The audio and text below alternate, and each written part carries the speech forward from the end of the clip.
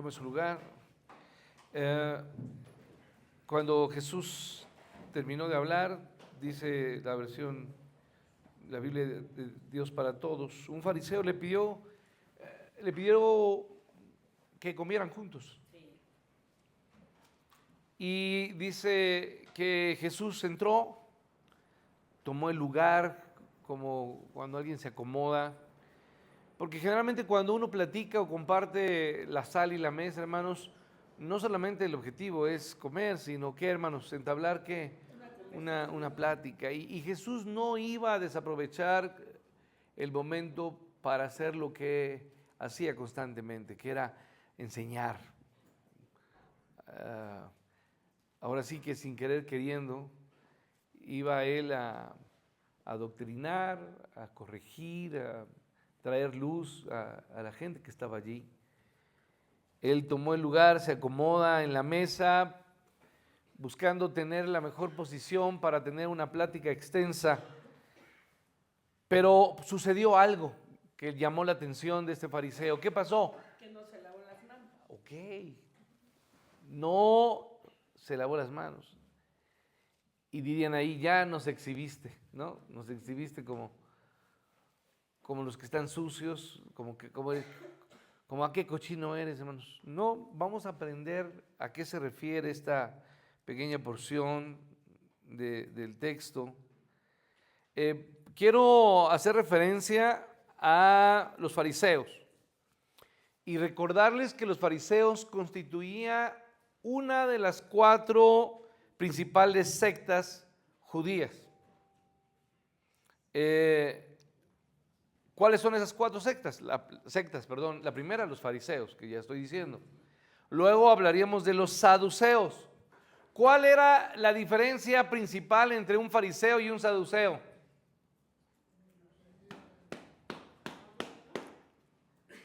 Los saduceos eran muy ricos y acaudalados, una posición económica muy alta, ¿sí? Y el fariseo era de una clase media, ¿sí? Luego entonces, como pasa en todos lados, hermanos, los ricos son menos que los ¿qué? Que los pobres o la clase media. Entonces los saduceos eran ricos, fuertemente ricos, de élite. Luego hablaríamos de otro grupo, los celotes. Este grupo de los celotes, hermanos, ¿por qué se distinguían? No se distinguían por dinero, se distinguían por tener intereses políticos. ¿Sí conoces a gente? ¿Sí conoces a esa gente o no? Que se la pasa en mítines y haciendo, sí conoce a alguno, ¿no? La hermana Patti creo que conoce a uno, ¿no? Que se la pasa metido en asuntos políticos en contra del gobierno, todo el tiempo, buscando acarrear una revolución ante el imperio romano que estaba allí en ese momento. Los celotes eran esos. Inclusive, quien ha visto un poco más de los celotes se entrenaban físicamente para luchar. O sea, eran hombres que eran entrenados para pelear en contra de una revolución. Yo sé que puede haber no una buena recomendación para ver lo que les dije de la serie acerca de estos discípulos o los elegidos, pero ahí se hace una explicación clara de cómo los celotes se preparaban desde muy jóvenes para juntar a muchos jóvenes, eran específicamente jóvenes, en contra del gobierno, buscando intereses políticos. ¿Sí? Hay un discípulo en particular que era un celote de los discípulos, de los 12 discípulos. ¿Se acuerdan? ¿Quién era ese celote? Ya no se acuerdan. Se los voy a dejar de tarea. Bueno, ahora, fariseos, saduceos, celotes y el menos conocido quizá eran los esenios. ¿Quiénes eran los esenios? Los esenios eran monjes ascetas. ¿Y qué me puede decir ascetas? Pues me suena a hongo, pero no, esas son ascetas, hermano. Monjes ascetas, o la palabra asceta eran monjes ermitaños, monjes misántropos. ¿Y quién es un misántropo, hermanos? Un misántropo viene de estas dos raíces griegas, misos, odio, y antropos, que es hombre. Los esenios se caracterizaban por repudiar la condición humana del pecado, ¿me explico?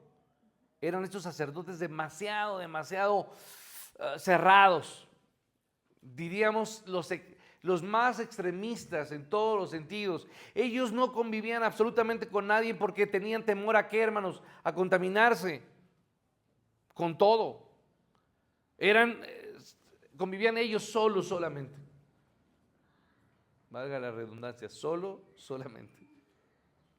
Totalmente apartados, enojados con la condición humana de pecado. Fariseos, saduceos, celotes, esenios. Ahora, ¿en qué momento se da el nacimiento de los fariseos? ¿Alguien lo recuerda? No es conferencia, no es clase, pero ¿en qué momento surgen los fariseos?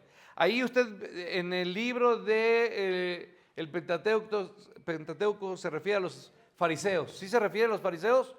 No, hermanos, los fariseos no existían en el periodo del Antiguo Testamento. Se ven hasta el Nuevo Testamento. Surgen o nacen en el periodo intertestamentario. Me cuesta trabajo decirlo. Es el periodo de transición entre el Antiguo Testamento y el Nuevo Testamento, donde hubo años de ¿qué? De silencio.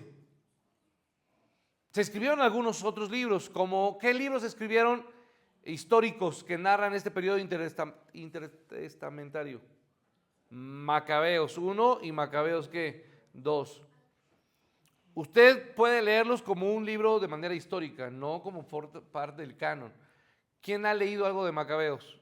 Bueno, yo me vi obligado a leer, qué bueno, hermano Isaac, porque se narra parte de pues parte de la profecía, específicamente cuando se da el Imperio Selúcida. ¿Alguien ha leído parte de la historia del Imperio Selúcida?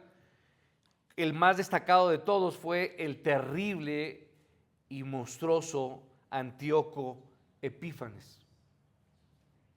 Se describe en el Antiguo Testamento, o se habla de él. Este hombre profanó el templo. ¿Sabe cómo lo profanó? Llevó un cerdo, el animal que más odiaban los judíos, y en el altar hermanos, lo entregó en sacrificio. Era un hombre loco.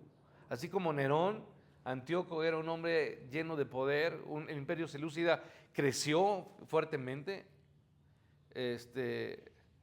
Aún en el año 2 después de Cristo estaba allí, y después dio origen al imperio romano. Pero el nombre de los fariseos se deriva muy probablemente de un verbo griego que significa separar, ¿sí?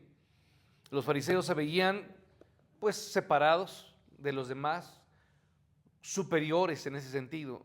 No me junto con ¿quién? Con la chusma, ¿sí? Yo soy de otra categoría y por eso no convivo con esa gente, ¿sí? Repito, entonces se originaron muy probablemente en el periodo intertestamentario. Fue una rama, para otro dato histórico, de los Hasidim. Los Hasidim era un grupo de sacerdotes piadosos que se oponían fuertemente a la helenización. ¿Qué es la helenización, hermanos? A ver, estoy dando muchos datos históricos, pero es importante. La helenización fue el proceso de transformación de la cultura griega hacia todas las culturas. Entonces los Hasidim, ellos se oponían a mezclarse con la cultura, ¿qué, hermanos? Griega. Y querían conservar su cultura, ¿qué? Judía, exclusivamente. Se oponían a la helenización, ¿sí? Entonces, se dieron en esa cultura, bajo ese imperio del reinado selúcida, como dije, de Antíoco Epífanes. A diferencia de los saduceos, que como dije, ¿cuál era la diferencia radical entre fariseos y saduceos? ¿El qué, hermanos? El dinero, no. Estos sacerdotes o levitas, los fariseos, eran laicos. Los saduceos tenían dinero para poder haber estudiado, ¿me explico? Y los fariseos no tenían la misma posición económica y muchos de ellos eran laicos, generalmente de clase media, como le comenté, y aunque eran pocos en cantidad, yo le diría, hermanos, que era un grupo importante. Aproximadamente en el tiempo de Herodes el Grande, el conteo que se hizo de fariseos, que está establecido en un censo, eran cerca de 6,000 fariseos. Entonces no eran tan poquitos, ¿me explico? Alrededor de 6,000 fariseos. Ocupaban una importancia en los grupos religiosos, en la popularidad del pueblo, influenciaban en el concilio. Acuérdense que el concilio, ¿de cuántos ancianos se componía? ¿De cuántos? 70 ancianos. Y ahí había fariseos, saduceos, celotes y los esenios menos, pero allí se constituía todo este grupo del concilio de 70 ancianos y tenían gran influencia porque los fariseos eran más cercanos al pueblo, a diferencia de los saduceos que no se codeaban con el pueblo, los esenios que mucho menos buscaban tener contacto con los demás, y obviamente los celotes, pues que estaban en los grupos políticos únicamente. Bueno, la confrontación, hermanos, es importante que veamos que se da en este momento, en esta ocasión con el Señor Jesús, se caracteriza de dos formas. Hay dos cosas que distinguen a los fariseos, y en este en particular la podemos ver. Primero, hermanos, y creo que es para todos una manera de describirnos. Yo haría una pregunta, hermano. ¿Cómo puedo conocer a una persona? ¿O cómo puedo saber qué le gusta? O más bien, ¿cómo es? Una de estas es esta característica. Podemos conocer a los fariseos por lo que amaban. Lo que amaban. Y una segunda, lo que les faltaba.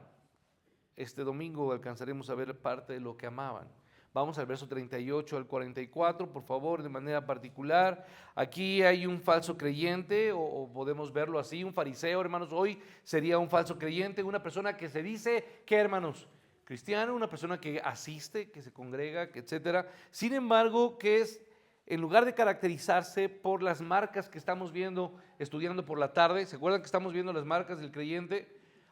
Ahora, aquí podemos ver características de una persona no cristiana. ¿Qué ama? Ama el simbolismo, lo simbólico, ama el pecado, ama lo simple y ama lo secundario y ama lo vistoso. Vamos a ver la primera, versículo 38, me sigue por favor con su vista. Dice el texto del versículo 38 de Lucas 11, y voy a leerlo con otra versión para que usted preste atención y no se pierda. Dice el texto, pero no se lavó, ¿qué, hermanos? No se lavó las manos antes de comer, y eso sorprendió al fariseo. Y ahí voy, hermano, voy a ese punto. ¿Qué pasó? Cuando Jesús se acomodó en la mesa, el fariseo se extrañó, dice el texto. Se extrañó de que no se hubiese lavado antes de comer. Pero voy a separar o a diferenciar esto para especialmente hoy que hay un poco de niños o adolescentes, y quiero distinguirlo. Porque no quiero que de repente Alan le vaya a decir a su mamá, mamá, Jesús no se lavó las manos, así que yo no debo de lavarme las manos. No, ¿me explico? No quiero que alguien ocupe esto como una mala interpretación. Aquí no se refería simplemente a un acto de higiene, ¿sí? O de limpieza. No. La desagradable sorpresa del fariseo no fue porque las manos del Señor estuvieran sucias, sino a que no hizo el complicado ritual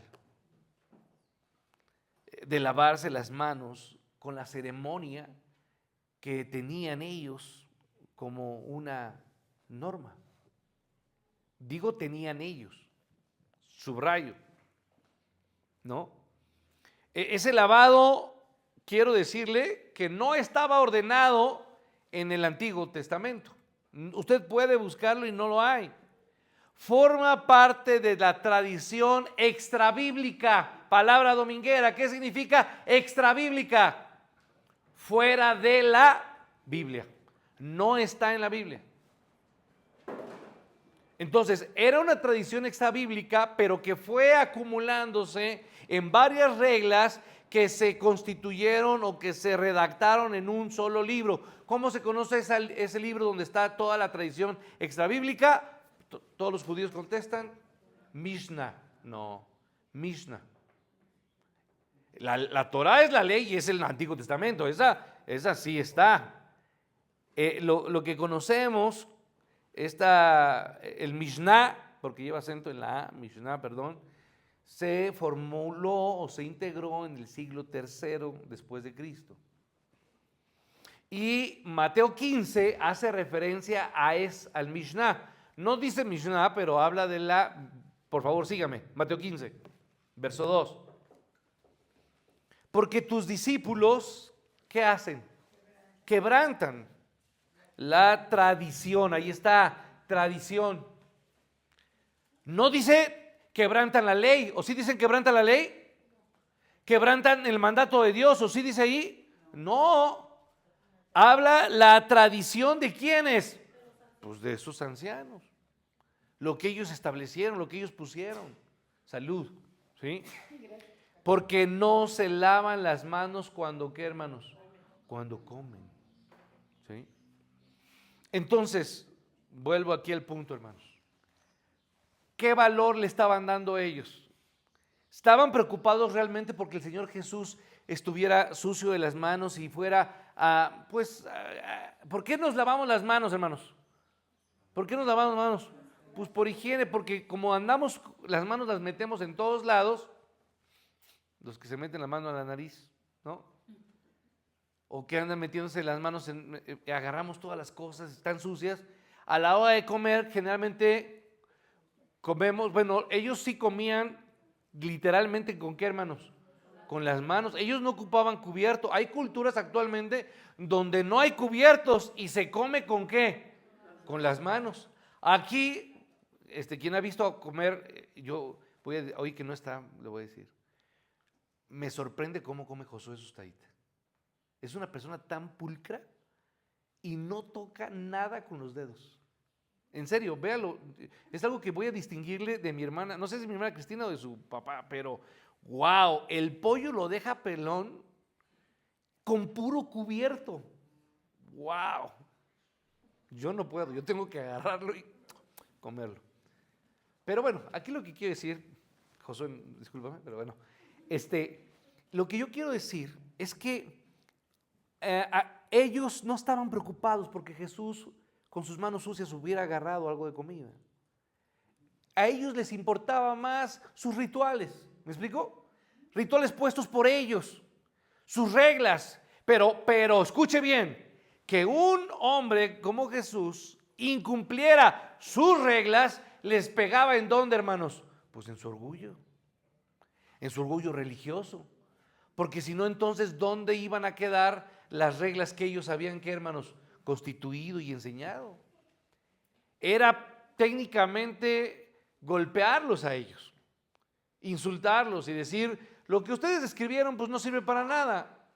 Pero en realidad es lo que Jesús quería hacer notar. Hermanos, tristemente estos hombres impusieron demasiadas reglas y el Mishnah tenía, hermanos, una cantidad de reglas para cuando una mujer, y yo esto lo platiqué en algún momento, cuando una mujer estaba en su periodo, no, hermanos, eran más de 90 reglas que tenía que hacer una mujer en periodo menstrual.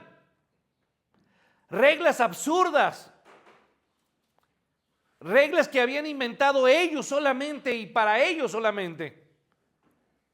Pero el Señor Jesús simplemente no acató este acto vacío de simbolismo, que no podía hacer nada para enfrentar el pecado de su corazón. Vea, hermanos, ¿para qué es la ley de Dios, hermanos? Porque yo quiero aquí ser claro. Hay diferencia entre la ley de Dios, los mandatos de Dios y los mandatos de los hombres. ¿Cuál es, hermanos? Que la ley de Dios busca mi ¿qué? Mi bien, ¿sí? Mi cuidado de mi vida, de mi corazón, de mi mente, ¿sí? Dios puso su ley y sus mandatos para, uno, darme cuenta de que soy incapaz, de que soy un hombre pecador, de que vivo en una miseria moral. ¿Me explico? Soy una persona pecadora. ¿Lo somos o no, hermanos? Sí. La ley me lleva a concluir que usted y yo estamos en pecado y quebrantamos la ley y que somos incapaces y que no hay justo ni aun que, hermanos, ni aun uno, que todos hemos sido destituidos de la gloria de qué, hermanos, de Dios. Pero las leyes de los hombres solamente buscaban engrandecerlos a ellos, establecerles una condición, un estatus, hermanos, para ellos de posición religiosa, posición moral. Entonces, el fariseo se sorprendió de esto. Voy a insistir, este rito simbolizaba santidad. Sí, era importante, hermanos. La limpieza, hermanos, ¿simboliza santidad o no? Sí. Por eso nos bautizamos ¿en qué, hermanos? En agua. ¿Es un símbolo o no es un símbolo? De morir a qué, hermanos, a una vida de pecado y de venir a una nueva vida. Pero es un símbolo. Yo nunca les he enseñado a nadie que en el momento que usted es sumergido, los pecados se quedan en el agua y usted sale sin pecado. No, hermano, eso es absurdo. La transformación no está en un agua, no está en el agua, hermanos. La transformación, el cambio de vida, la nueva vida la da el Espíritu Santo, ¿sí? Cuando Cristo viene a nosotros, cuando somos bautizados a través y por medio del Espíritu ¿qué? Santo. Ese es el nuevo ¿qué, hermanos? Nacimiento. No hay poder en agua. No hay poder en trapos, en cosas, en huevos. No, hermano, no hay poder en nada material. El poder está en el Espíritu Santo, que gracias a Él venimos a nueva vida.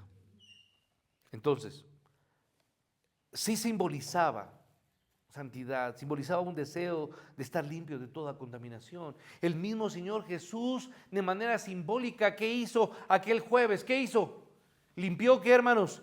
Lavó sus pies, ¿se acuerdan? Y cuando Pedro entendió lo que no había comprendido, Pedro le dijo: Señor, no solamente laves mis pies, sino lávame ¿qué? Completamente, entendiendo que quería ser limpio de todo su ser. Pero, hermanos, era un símbolo entonces. Pero era más que otro acto vacío de simbolismo que no podía hacer nada para curar, para sanar, para restaurar una vida corrompida, un corazón lleno de pecado. ¿Qué podía hacer esa limpieza, hermanos? A ver, hermano, cuando usted se lava sus manos, usted no se limpia espiritualmente, ¿o sí? Se limpia la mugre. Pero lo único que puede limpiarnos internamente es la propia santidad de Dios. Conforme crece santificación, ¿qué es, hermanos? No está mi hermana Sofi, por cierto.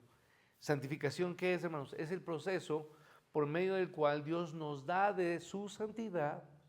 No es que usted tenga santidad, salud, sino que Él nos da de su santidad y nuestra vida se va apartando cada vez más de qué, hermanos, del pecado. Se separa del pecado, se aparta.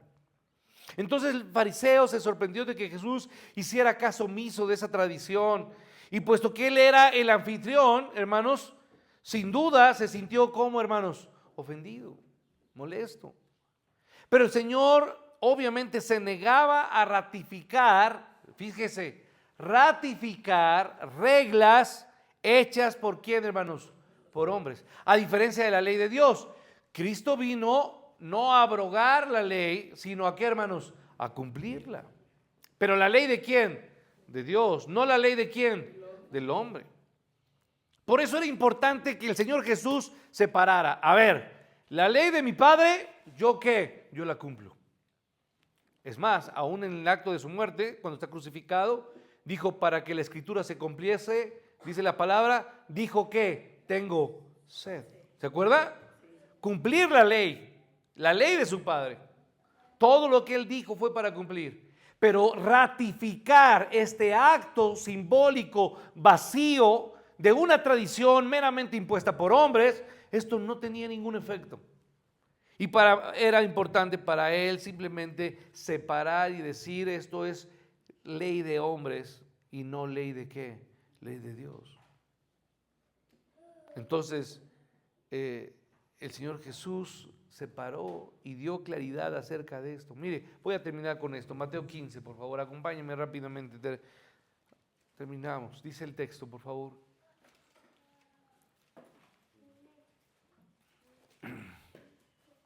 Mateo 15, verso 3, dice la Escritura, respondiendo él, ¿qué?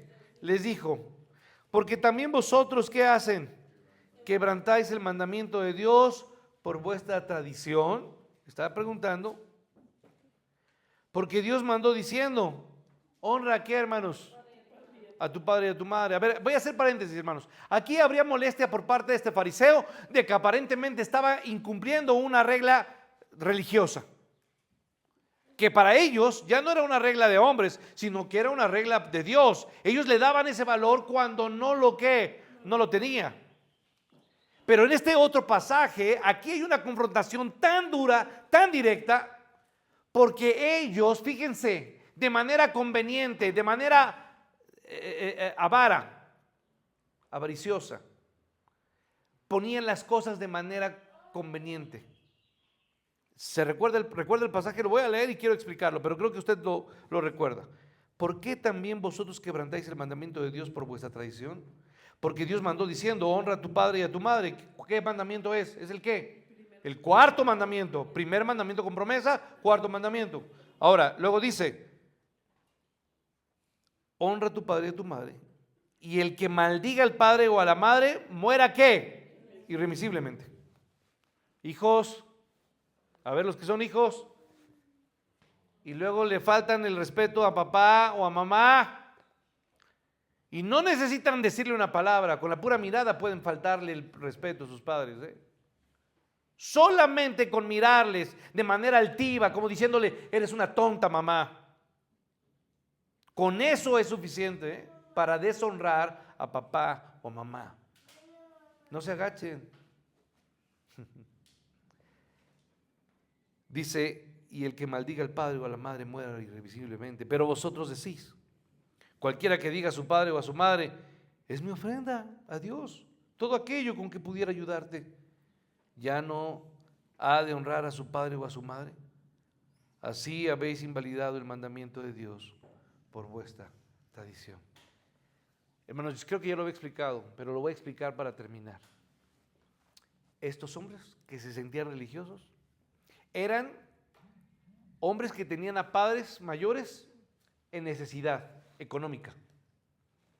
Y cuando se les decía o se les podría cuestionar de por qué no les ayudaban económicamente, ¿saben qué decían los desfachatados? Fíjense, ay, no, es que no puedo darle de este dinero, porque este dinero es para Dios. ¿Ve la hipocresía? ¿Ve lo miserable que eran? Pudiendo ayudar a sus padres, decían, no, de este dinero no lo puedo tocar, porque este dinero era para Dios, cuando en realidad era para quién, para ellos. Era algo vil, eran mezquinos, era algo bastante miserable. ¿Sí? Hermanos, a Jesús no le importó ofender a este fariseo. Y yo vuelvo a insistir, hermanos, como lo he visto en algunas veces o comentarios o frases que han, esto puede ser demasiado duro para usted o para mí. Pero hermano, si usted y yo o muchos se la pasan o nos la pasamos, hermanos, agrediendo a Dios con nuestras actitudes, con nuestra desobediencia, con nuestra infidelidad, con nuestra poco entrega, con nuestra poca disciplina, con nuestro poco amor o nada de amor a Dios, hermanos. Si nos las pasamos afrentando a Dios, en rebeldía con Dios, desobedeciendo a Dios,